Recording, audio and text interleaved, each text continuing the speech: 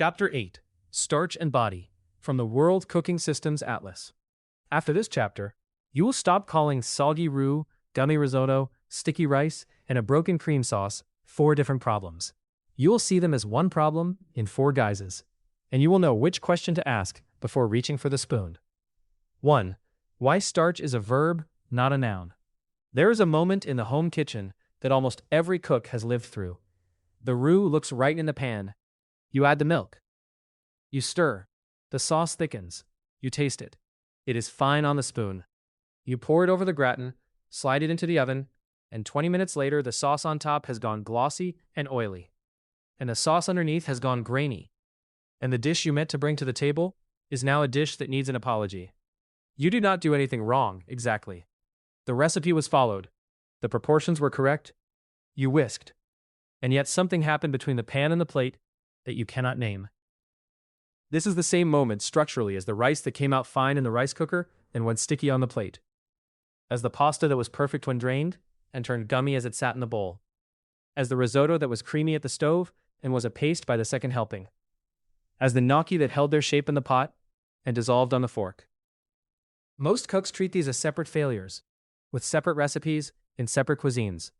They are not separate failures. They are the same failure. Every one of them is a starch that the cook did not know they were managing. This chapter starts from a single shift in vocabulary. Starch is not a noun in this book.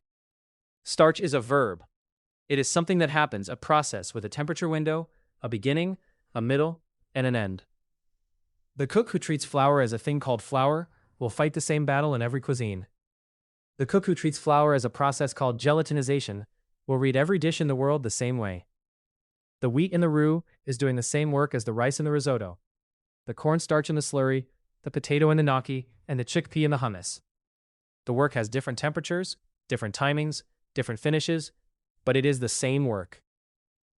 The work has 4 stages. They are worth naming up front, because the rest of this chapter will refer to them constantly. Hydration. The starch absorbs water and begins to swell. Swell. The granules expand, sometimes to many times their original size. Gel.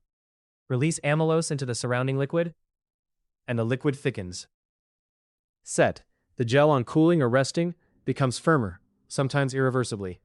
A starch failure is almost always a stage failure. Either the cook stopped before the right stage, or pushed past it, or moved through the stages in the wrong order. The fix is usually a stage adjustment, and the cook who knows the 4 stages can name the fix in 1 sentence. That is the work of this chapter. 2. The starches and their temperatures. A dish is built when the cook knows which starch is doing the structural work, and at what temperature that starch begins to gel. This is the load-bearing fact of the chapter, and it is worth stating plainly. Every starch has a temperature window in which it gelatinizes. The windows are different, until you know the window of the starch in front of you. These are the windows worth memorizing for home cooking. The numbers are approximations. Flour brand, grain age, mineral content of the water, and altitude all move them by a few degrees, but the relative order is reliable, and the order is what the cook needs. Wheat starch and flour gelatinizes around 58 to 64 degrees Celsius. This is why a roux thickens as it warms, why a bechamel will not finish below a low simmer, why pasta cooked below a rolling boil tastes raw inside. Rice starch, long grain like basmati or jasmine, gelatinizes around 61 to 78 degrees Celsius. The amylose-heavy long-grain rices stay separate when cooked because they finish the gelatinization at higher temperatures and have less amylopectin to bind the grains. Rice starch, short grain, like sushi rice or risotto rice, gelatinizes in a similar window, but the amylopectin-heavy grains release more sticky surface starch, which is why short-grain rice clumps and why risotto goes creamy. Cornstarch gelatinizes around 62 to 72 degrees Celsius and gels cleanly with no flour taste residue, which is why it is the slurry of choice in many Chinese and Japanese sauces. Potato starch gelatinizes around 58 to 66 degrees Celsius, lower than cornstarch, with a glossier and more elastic gel. This is why a Japanese ankake, a clear thickened sauce, goes glassy and not cloudy. Arrowroot and tapioca gelatinize around 65 to 75 degrees Celsius, with a clearer gel than wheat or corn. Both break down if held at a boil for long, which is why they are added near the end and not stirred into a long simmer base. A useful intuition: The wheat starch in a roux begins to thicken before the milk has come to a simmer. The cornstarch slurry stirred into a stir-fry sauce thickens almost on contact with the hot wok. The rice in a risotto releases its sticky exterior starch within the first 3 or 4 minutes and continues for 20 more. The pasta cooked in salted water has finished its gelatinization by the time the noodle is bendable. None of these are mysterious. They are the same process, at different temperatures with different finishes. What the 4 stages look like in each starch. A roux is the cleanest example, because the cook can see every stage with their eyes. The flour hits warm butter, dry granules, nothing happening yet. As the mixture warms, the granules absorb water from the butter and swell. The mixture becomes pasty and resists the whisk. Milk is added. The granules keep absorbing as the temperature rises. Around 60 degrees Celsius, the swell becomes a gel, granules burst, amylose releases, the liquid thickens. If the cook keeps cooking, and most home cooks do not cook the flour long enough, the raw flour taste cooks out. A white roux finished correctly takes at least 3 minutes of bubbling after the gel begins. Less than that, the sauce will thicken, but taste of raw flour. This is one of the 2 most common roux failures. The other is browning the butter too far before the flour goes in. A risotto is the same process, with the grain rather than ground flour as the granule. The rice is briefly toasted in fat, then warm stock is added. The grain absorbs the stock. The exterior amylopectin washes off into the cooking liquid. Intermittent stirring suspends it and releases more through grain-on-grain friction.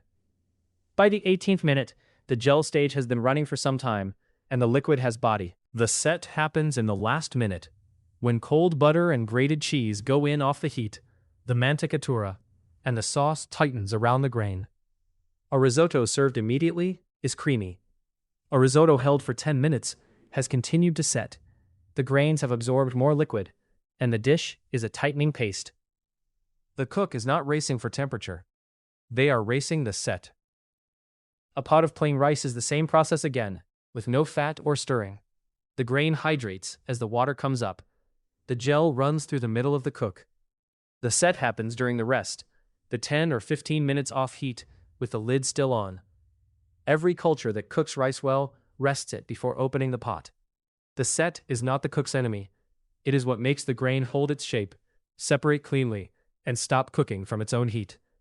Opening the lid at the moment the timer rings interrupts the set, which makes the grain pasty. A cornstarch slurry stirred into a hot stir-fry sauce gelatinizes on contact and finishes in seconds.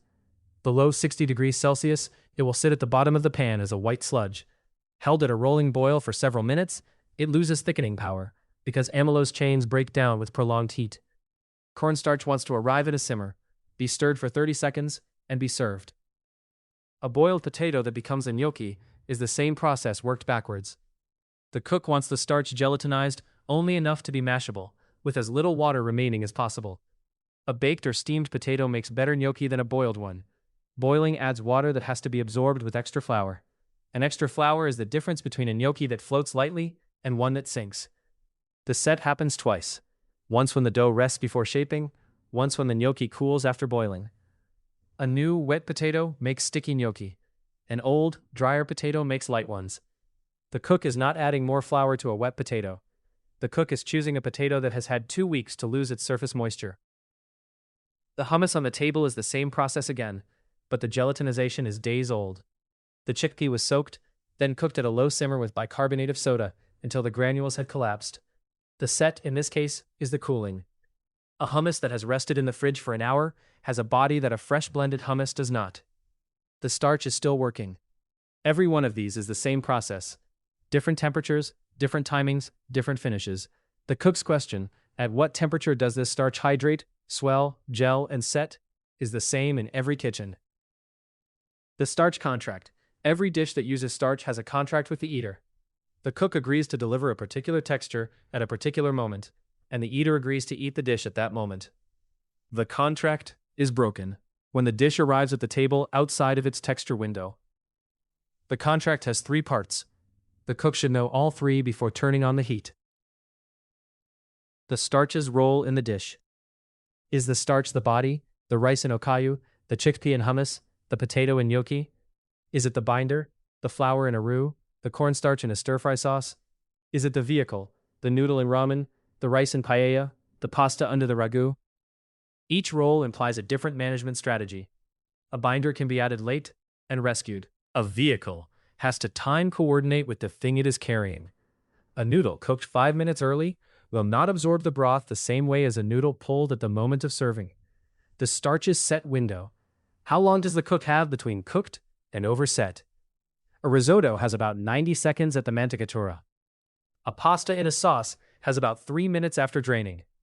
A roux can hold for 10 if kept warm. A bowl of rice can rest for 15 if covered. A cow soy noodle is best within seconds of leaving the pot. The cook who has not asked this question will be late to the table. The starch's failure mode. What does this starch look like when it is over? Risotto becomes paste. Pasta becomes gummy. Rice becomes sticky and gluey. Roux-bound sauces split if cooled and reheated wrong. Gnocchi turned to mush. Hummus becomes a wet smear. Each failure mode is recognizable. The cook who knows what over looks like will recognize it 3 minutes earlier than the cook who is checking the timer. This is the starch contract, and it is the same contract in every dish that has starch in it. Most home-cooked starch disasters come from one of 3 contract violations. Starting the gel too late, the rice is still raw inside, the roux still tastes of flour. Pushing past the gel into overset, the risotto is a paste, the pasta is gummy. Or letting the set run uncovered for too long, the rice is dry on top, the sauce has skinned, the noodle has clumped. All 3 are stage errors, and all 3 can be named at the moment they happen. 4. How different cuisines handle starch differently. Every cuisine works the 4 stages. They do not work them the same way. What follows is a quick tour through several traditions, framed as variations on the same grammar, rather than as separate systems. None of these descriptions is exhaustive, and none is the single authentic version. Every one of these cuisines has dozens of regional and household versions of the same dish. French, flour as the binder, butter as the medium. The roux is the foundation of the French saucier's vocabulary. White roux for béchamel, blonde for velouté, brown for espagnole. The flour is cooked in fat first, partly to coat the granule and slow the gel, partly to cook out the raw flour taste. The set is held just below boil. Cream and butter are added at the end to extend the carrier without breaking the binder. A French sauce is engineered to hold for service and to thin or tighten predictably as it cools. Italian, pasta water is the working medium, the noodle as the vehicle. The Italian cook treats the pasta cooking water as a starch slurry. By the time the pasta has finished, the water is cloudy with surface amylose and is itself a thickening agent. A spoonful or 2 of pasta water, emulsified with olive oil and cheese. The pasta is drained 2 minutes before the package says, finished in the pan with the sauce, and served immediately. The set window is about 3 minutes after draining. Pasta cuisine respects that window absolutely. Italian risotto follows the same logic, with the grain as the noodle's equivalent. The starch comes from the grate itself, slowly washed off into the stock. Japanese, rice as the body, water as the partner, set as the rest. Japanese rice cookery is the most precise starch management of any home cuisine. The grain is washed until the rinse water runs nearly clear, removing the loose exterior starch that would otherwise gum the surface. The water to rice ratio is measured to within a few grams. The grain is soaked before cooking, so hydration begins before the heat. The cook does not open the lid during the rest, because the rest is the set. A bowl of properly cooked Japanese rice has each grain separate, glossy, and standing. Japanese sauces use katakuriko, potato starch, for thickening, because it gels at a lower temperature than wheat, sets clear and glossy rather than cloudy, and produces the silky body of an onkake. Chinese. Cornstarch slurry is the late binder, often added at the last seconds. The Chinese cook builds the sauce in the wok with stock, soy, wine, and aromatics, then adds the slurry off heat or just at simmer. The slurry gels almost on contact and gives the sauce its characteristic glossy cling to the protein and vegetables. The cook does not pre-make the sauce. The cook makes it in the last minute. Thai, curry and noodle. Coconut cream as the body for curries, rice noodles as the vehicle for the noodle dishes. The coconut cream is cracked, the fat separated by heat, and the curry paste is fried into the cracked cream before the rest of the coconut milk and stock go in. The starch role here is less obvious than in a French roux, but it is there. The curry paste itself is full of starches from the alliums and tubers, and the small addition of palm sugar at the end gives the sauce a final body. Thai noodle dishes. pad thai, khao soi, pad see ew. Treat the noodle as a vehicle that is finished in the sauce. The starch on the noodle's surface, released by the hot wok, binds the sauce to the noodle. Spanish. Rice as the texture, sauerkraut as the goal. Paella treats short grain rice not as a vehicle for sauce, but as the dish itself. The rice is added to the pan after the sofrito and broth, and is not stirred. Stirring would wash off the exterior starch and create something between risotto and rice pilaf. The Spanish cook wants the rice to absorb the broth in place, gel where it is, and develop a crisp layer at the bottom of the pan, where the starch has set against direct heat. The contract here is unusual. The cook is asking the bottom of the pan to overset, on purpose. Middle Eastern and Levantine. Legume starch as paste, bulgur as body. The chickpea and hummus, the lentil and mujadara, the fava in full. These are starches that have been fully gelatinized and then either pureed or mashed and rested. The cook is working long after the gel stage, in a kitchen tradition that uses cold or room temperature set as a flavor stage of its own. Southeast Asian noodle bowls. The noodle's relationship to the broth is the architecture. A ramen noodle is engineered to hold its bite in hot broth long enough for the eater to finish the bowl. The dough is alkaline, kansui, which slows the surface gel, and the noodle is timed in the boiling water to seconds. A khao soi noodle is boiled separately and added to the curry at the moment of serving, with crisp fried noodles on top for textural contrast.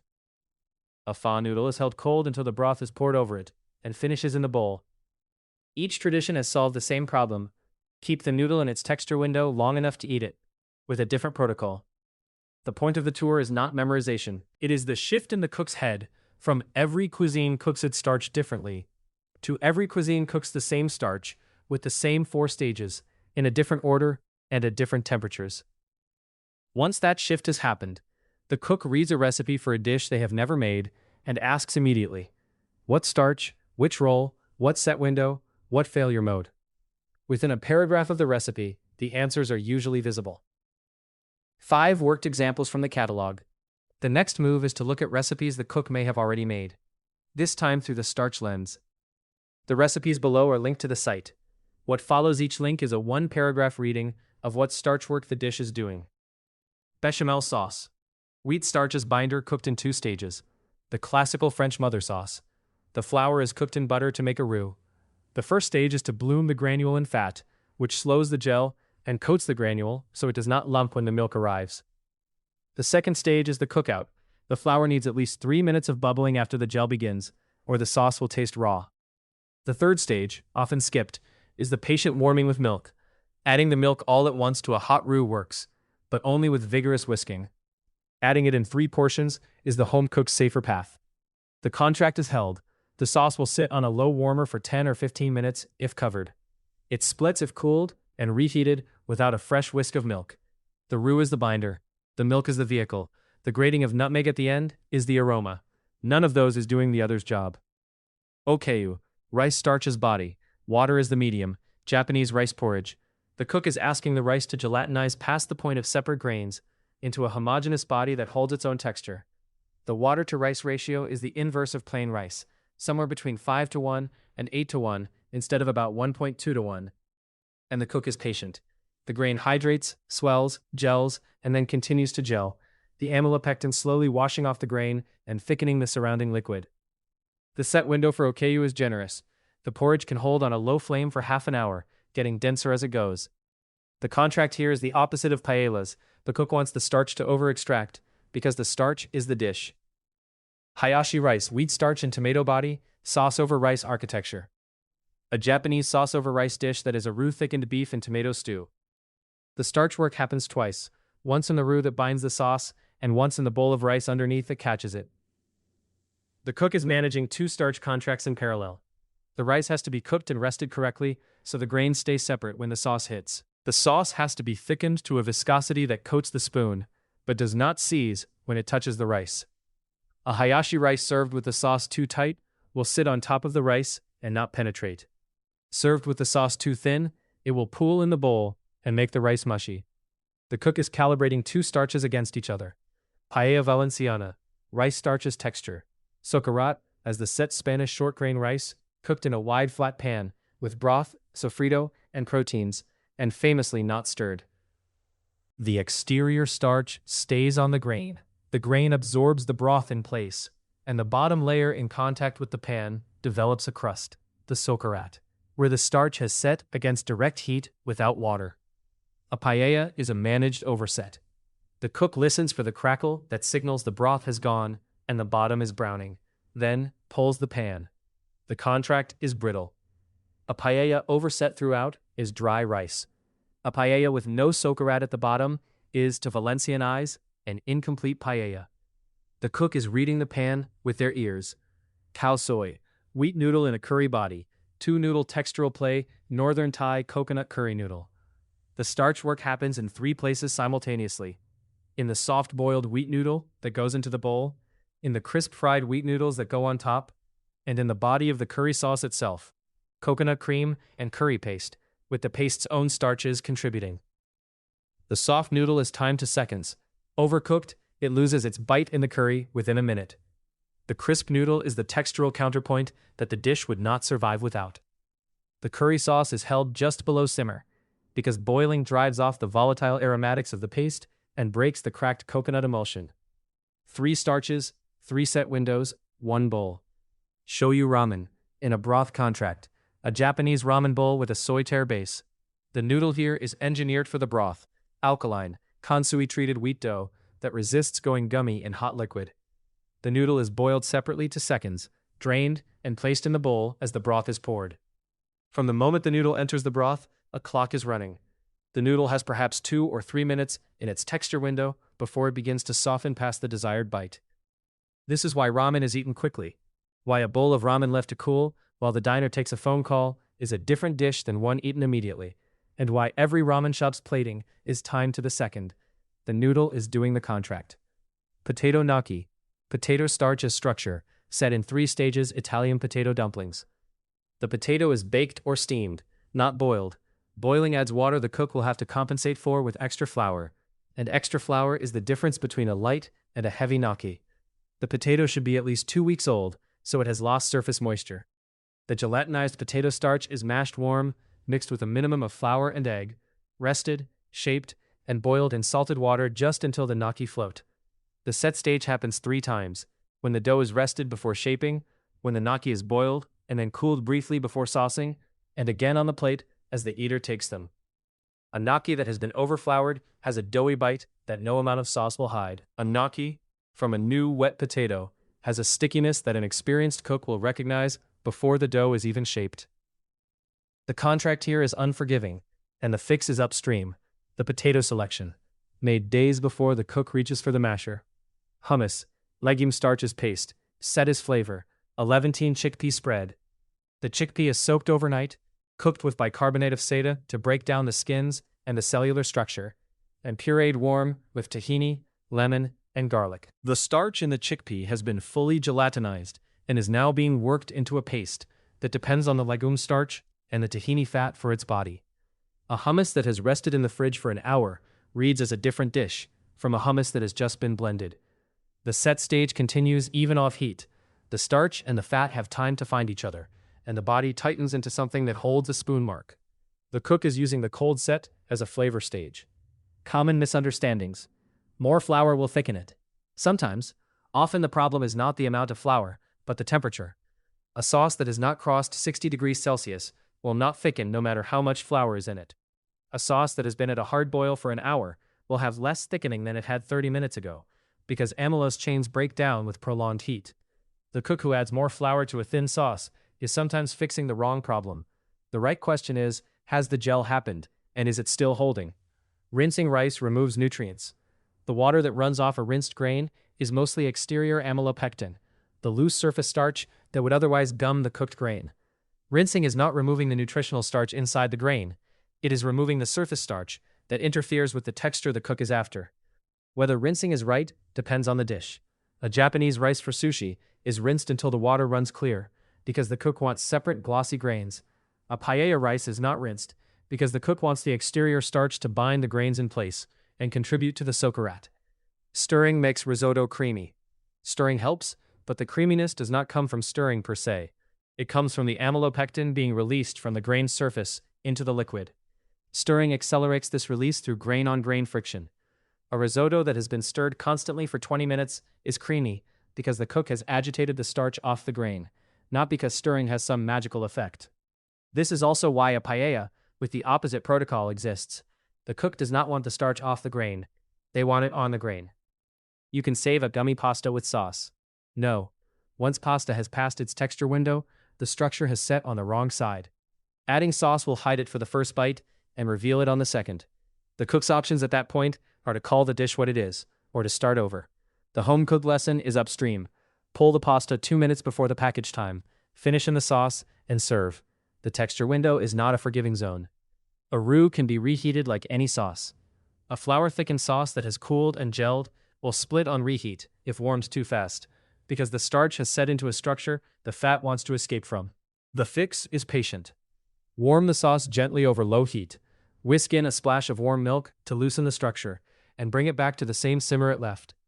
A roux-bound sauce that has been left in the fridge overnight will need a few tablespoons of fresh milk and a careful whisk before it will pour again. Cornstarch is just a cheaper flour. Cornstarch and wheat flour gel differently.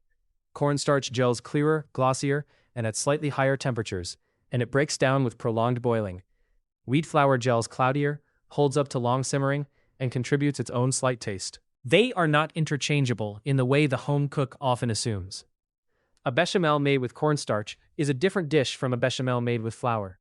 It is not a substitute, it is a translation. All rice is rice. Long grain and short grain rice are not the same starch in a different size. The amylose to amylopectin ratio is different, and that ratio is what determines how the grain behaves, how separate it stays, how sticky it becomes, how much body it gives to the cooking liquid. A risotto made with basmati will not work, not because the grain is wrong, but because the amylose-heavy long grain does not release the exterior amylopectin that gives risotto its body. A sushi rice made with jasmine will not hold its shape on the nigiri for the same reason in reverse. The cook chooses the rice for the dish, not the other way around. In the kitchen I worked in for a year in Hanoi, the cook who handled the rice was the most patient person on the line. He cooked rice for the staff meal every day. He had cooked it in the same pot for, by his count, 8 years. I watched him once on a slow afternoon, and I asked him how he knew when the rice was ready. He did not look up. He said, "I don't know when the rice is ready. The rice knows. I'm waiting for it to tell me." I asked him what the rice was telling him. He said, "Listen." I listened. The pot was on the lowest possible flame, with the lid on, and from inside the pot there was a small, irregular hiss that I had not noticed before. He said, "When the hiss stops, the water is gone. When the hiss stops, do not open the lid. Take the pot off the flame. Wait 15 minutes, then open the lid." I asked him why 15 minutes. He said, 10 is not enough. 20 is too many. 15 is when the rice is finished. I asked, "Finished what?" He looked up for the first time. He said, "Finished cooking itself." I have thought about that sentence often. The cook who waits for the rice to finish cooking itself has understood the set stage in a way that most home cooks have not. The heat is off, the lid is on, the water is gone. The rice is not done yet, not in the structural sense. And what is happening in the closed pot is the set stage running its course. The exterior starch is reabsorbing into the grain. The interior of the grain is finishing its swell. The texture the eater will encounter on the plate is being constructed in those 15 minutes, after the cook has stopped cooking. The same lesson applies, structurally, to almost every starch in this chapter. The risotto's mantecatura is a brief set the cook accelerates. The pasta's 2-minute drain and finish is a set the cook participates in. The roux's gentle simmer is a gel the cook is patient with. The gnocchi's rest is a set the cook respects. The hummus's hour in the fridge is a set the cook lets happen unattended. There is a sentence I have come to think of as the chef's version of the 7-axis chord. The cook does not finish the food. The food finishes itself, if the cook will get out of the way. This is more true of starch than of any other system in the kitchen. The starch knows what stage it is in. The cook's job is to read the stage, set the conditions, and step back. This is also, I should add, why so much home kitchen anxiety happens around starch. The cook who feels they must do something will stir the risotto into paste, open the rice pot too early, add more flour to a sauce that needs only patience, drain the pasta too late. The hardest discipline at the stove is the discipline of the rice cook in Hanoi. Cover the pot, take it off the heat, set the timer, and let the food finish. A small word on safety. This is a cooking chapter, not a food safety manual, but starch has one safety note worth giving plainly, because it is widely underknown in the home kitchen. Cooked rice and Bacillus cereus. Cooked rice left at room temperature for several hours can support the growth of Bacillus cereus, a bacterium whose spores survive the cooking and whose toxin survives subsequent reheating. The practical guidance from food safety authorities is to refrigerate cooked rice within an hour of cooking, store it covered, and reheat once before eating it. This is not a reason to avoid leftover rice. It is a reason to refrigerate it promptly and not to leave the pot of rice on the counter overnight. Which starch is doing the structural work? Wheat, rice, potato, corn, legume, or some combination. The recipe will usually name the ingredient, but it will not always name the role. A dish with both pasta and potato in it, a Ligurian trophy al pesto with potatoes and green beans, has two starches working in parallel, with different windows and different roles. The cook should know which is the body and which is the texture before starting. What role is the starch playing? Body, binder, or vehicle? Body is the dish itself. Okayu, hummus, gnocchi. Binder is what holds the sauce together. Roux, slurry. Vehicle is what carries the rest of the dish. Rice and paella, noodle and ramen. A starch and body roll cannot be salvaged late. A starch and binder roll often can. The starch and vehicle roll has the tightest set window of the three. What is the starch's gelatinization window? The numbers from paragraph 2 are worth keeping at the back of the mind. Wheat at 58 to 64 degrees Celsius, rice at 61 to 78 degrees Celsius, corn at 62 to 72 degrees Celsius, potato at 58 to 66 degrees Celsius. The cook does not need a thermometer to use this knowledge. Knowing the order is enough. A cornstarch slurry needs a hotter sauce than a flour roux. A potato thickener will set glossier and cooler than a wheat one. The dish's heat protocol should respect the starch's window. Where is the set, and what is its window? The set is the cook's tightest constraint. A risotto's set window is 90 seconds. A pasta's is 3 minutes. A roux is 10 if held. A rice's rest is 15. The cook who is unsure about the set window of a new dish should err on the side of serving earlier rather than later.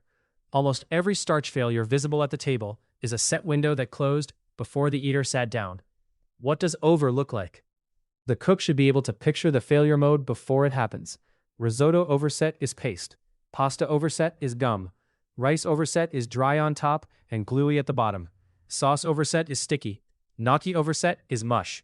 A cook who can picture the failure mode 3 minutes before it arrives can prevent it. A cook who cannot is at the mercy of the timer.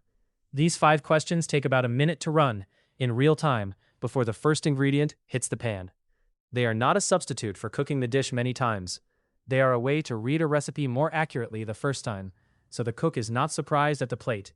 The cook who runs these questions over a recipe they have never made before will, increasingly, find themselves doing something the inexperienced cook cannot: predicting how the dish will fail before it has failed, and adjusting the protocol upstream.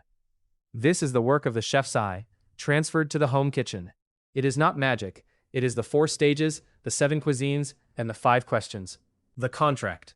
Every starch dish has a contract with the eater: roll, set window, failure mode. The cook who names the contract before turning on the heat is ahead of the cook who is reacting at the stove. Fourth, the patience. The starch finishes itself if the cook will get out of the way. The risotto sets, the rice rests, the gnocchi cools, the hummus thickens, and the cook's job, in each case, is to step back from the food and let the food finish. The hardest discipline at the stove is the discipline of stopping. Starch is the system that teaches it most clearly. What the reader has not gained is a list of recipes. That is the rest of the book and the rest of the site. The recipes are the worked examples.